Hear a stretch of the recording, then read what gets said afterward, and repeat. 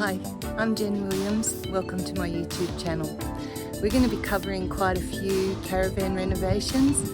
This behind me is my 8th rig. It's my newest Millard that I'll be doing up, and we'll be covering lots of different projects on it. Here's a few of my previous rigs.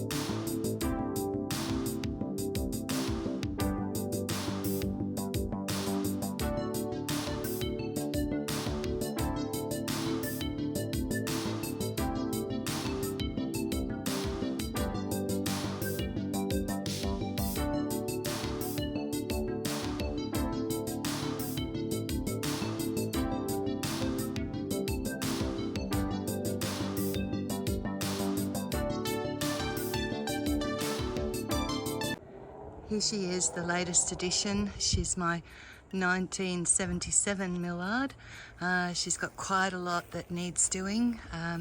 First off, we're going to be removing the air conditioner, replacing that front panel with black checker plate, using that panel to go up and block that hole and block it all off. We'll be doing quite a few things. I'm actually a photographer, and I've just finished traveling Australia for 6 years, so I've got plenty of photographs to showcase on this, and I'm thinking a nice scene across that front of the camels walking on Cable Beach at Broome at sunset, of course.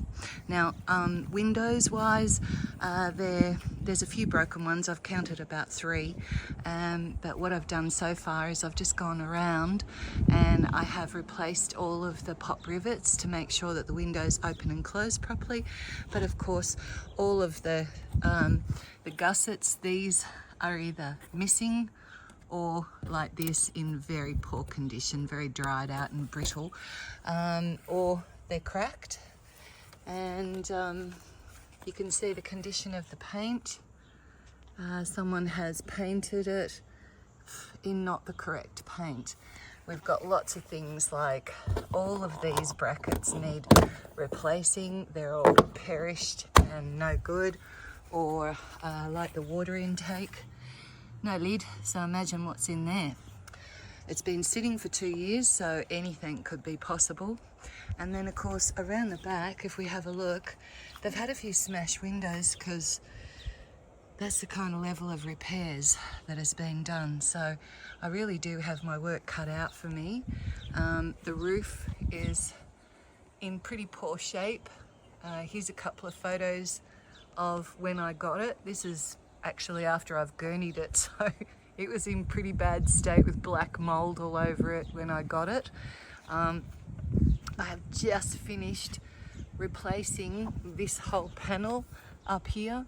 This was like paper, and I've done a little bit of overkill with the Sikaflex, but we'll cover that, and we're going to get into that in a minute, and I'll show you how I've renovated that to start with.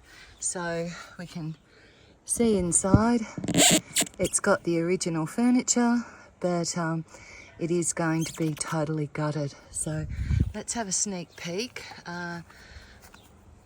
To start with, I've got a few things to work on, like the door isn't square. They've replaced the actual panel of the door with sun tough, thinking that that was secure. I don't think so. So I do have a spare door, I do have the screen door, so we're going to fix all of that. We've got a lot of problem along here, so I'm going to be going right across all of that. Let's just peg back this door, and a lot of the work we're going to be doing early morning and late afternoon because we're in Australia and we're in summer, we're in late December, so it's like 30 plus every day. Okay, this will all be gutted, the air conditioner come out, this is going on the floor, everything's going to be gutted. Here's a couple of the vinyl planks. They're a bit grubby from me walking on them, but there they are. But a nice colour, and I've got plenty of those to re-glue on the floor. As a whole, the floor isn't in too bad a shape, and the fact that it's missing its wheel arch lets me have a look what's under it. Kitchen, everything, fridge is going, and we're going to be putting a shower toilet in this area here. King single across the back, and you can see she's got quite a bit of damage. So this beam above here is the next one to be inspected, because I'm fairly certain that we're sagging here because we've got wood rot. So I've got an aluminium panel that we're going to replace up here, and probably replace the timber. But at the moment we've had to replace the side beam right the way across. I've removed all of the fly screens, and I've kept things like the pop top skirt supports, because these are $6.50 each, and they weren't too bad. There's a couple that are cracked, but I can replace them, and even down to the spline, it wasn't in bad condition, so I've kept it. So we're going to have a look at that. As I said, all of this is going to come out. And ultimately, the windows I'm going to leave till last, but the windows will be having tinted perspex. So up here, at the moment, we don't have the pop top on. So let's just have a look. I'll just quickly raise the pop top. Okay, now with the pop top on, you can see what I've done. Because I've removed the skirt, it was completely rotted, very perished old navy blue canvas, and most of the damage that you can see in these corners has come from someone leaving the pop top open when it's raining, and there was a massive hole on every corner. Same on this one, and the same, I think, has caused this damage down here.